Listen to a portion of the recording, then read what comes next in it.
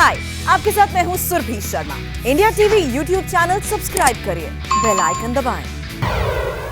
Antilia case में Mumbai police के अफसर सचिन वाजे को 25 मार्च तक एनआईए की हिरासत में भेज दिया गया है। यानी अगले 11 दिन तक एनआईए सचिन वाजे से पूछताछ करेगी। लेकिन मुंबई पुलिस ने सचिन वाजे अकेले अफसर मुंबई पुलिस के नहीं हैं। जब से एनआईए ने यह केस हाथ में लिया है, बहुत सी परतें खुलती जा रही हैं और अब कई और पुलिस अधिकारी भी गिरफ्त में आ सकते हैं।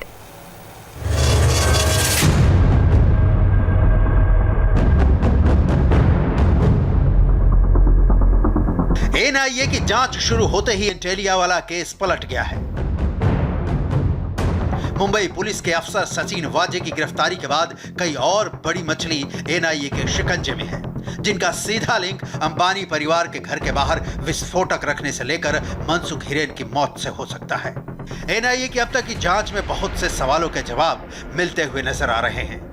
कोर्ट ने सचिन वाजे को 25 मार्च तक एनआईए की कस्टडी में भेज दिया है। आपको बता दें कि एनआईए की तरफ से पूरी कोशिश थी कि 14 दिनों की कस्टडी उन्हें सचिन वाजे की मिल पाए, लेकिन जो है उन्हें फिलहाल सिर्फ 11 दिनों की कस्टडी मिल पाई और एनआईए की कस्टडी में अब 25 मार्च तक सचिन वाजे रहेंगे। सचिन वाजे का नाम इस पूरे केस में सबसे बड़े किंगपिन के तौर पर उभरा है। जब से यह केस एटीएस से एनआईए के पास आया है, तभी से जांच की सुई बड़ी तेजी से वाजे की तरफ घूमी है। एंटीलिया के बाहर विस्फोटक किसने रखा? जैश उल हिंद के नाम से किसने खबरें फैलाई?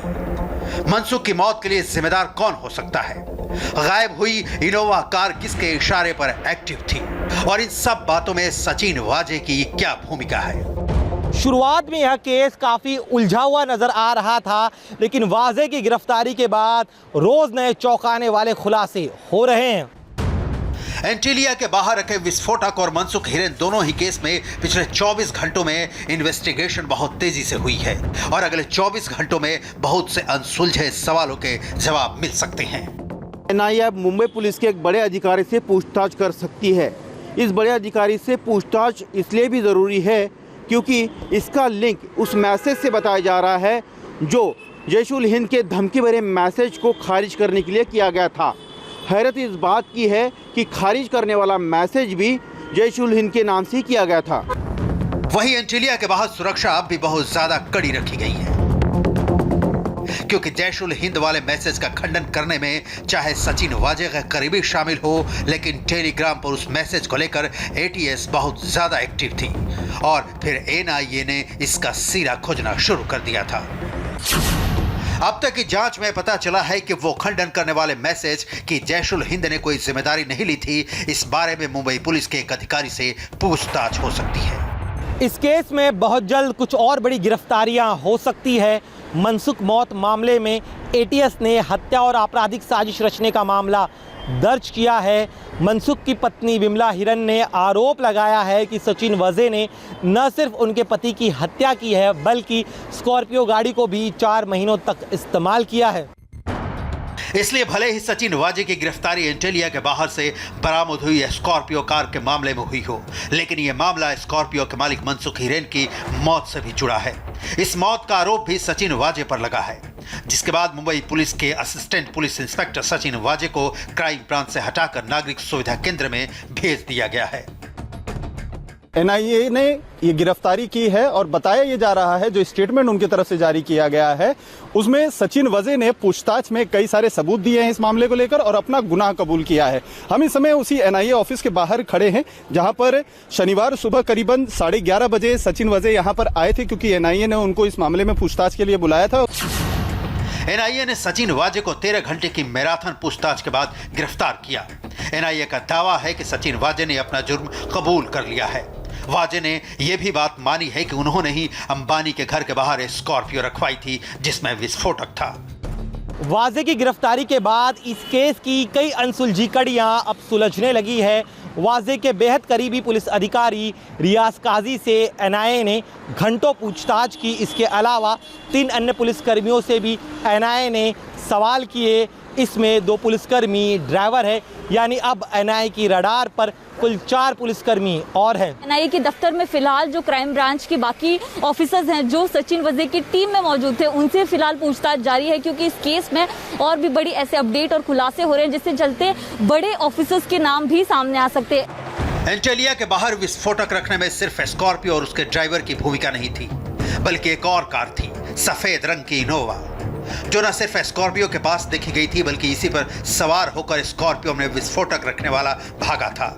बाद में ये कार मुलुंड टोल नाके पर भी दिखाई दी थी। अब ये इनोवा कार मिल चुकी है और ये कार मुंबई पुलिस की क्राइम इंटेलिजेंस यूनिट की थी, यानी ये गाड़ी सचिन वाजे के कंट्रोल में थी। जिस सफेद इनोवा कार की तलाश की जा रही थी वो CIU यानी कि क्राइम इंटेलिजेंस यूनिट की थी। इस कार को सचिन वाजे और उनकी टीम इस्तेमाल करती थी। घटना के बाद इस इनोवा कार को पुलिस के ही ट्रांसपोर्ट डिपार्टमेंट में रिपेयरिंग के लिए भेज दिया गया था। अब एनआईए ने इस कार को बरामद किया है और 25 फरवरी के बाद शुरू हुई इनोवा कार की मिस्ट्री अब खत्म हो चुकी है। इनोवा का राज खुल गया। सचिन वाजे के राज अब भी खुल रहे हैं और इसमें अब पॉलिटिक्स भी जमकर हो रही है। शिवसेना और मुख्यमंत्री उद्धव ठाकरे को निशाना बनाते हुए बीजेपी ने कई सवाल दागे हैं। वाजे के मुख से ऐसे कौन से नाम निकलने वाले थे? वह नाम शिवसेना के नेता और महाराष्ट्र की सरकार को उन नामों का डर था। इसलिए हम महाराष्ट्र के मुख्यमंत्री से मांग करते हैं, सचिन वाजे की आप नार्को टेस्ट कराइए और जो भी सत्य है वो देश के सामने रखिए। सचिन वाजे को गिरफ्तार किया गया, लेकिन मुंबई पुलिस ATS परमवीर सिंह ने जो उसको गिरफ्तार नहीं किया उसका जवाब देना पड़ेगा। और मुख्यमंत्री शिवसेना प्रमुख उद्धव जी ठाकरे ओसामा सचिन वाजे के बारे में अब क्या कहना चाहेंगे?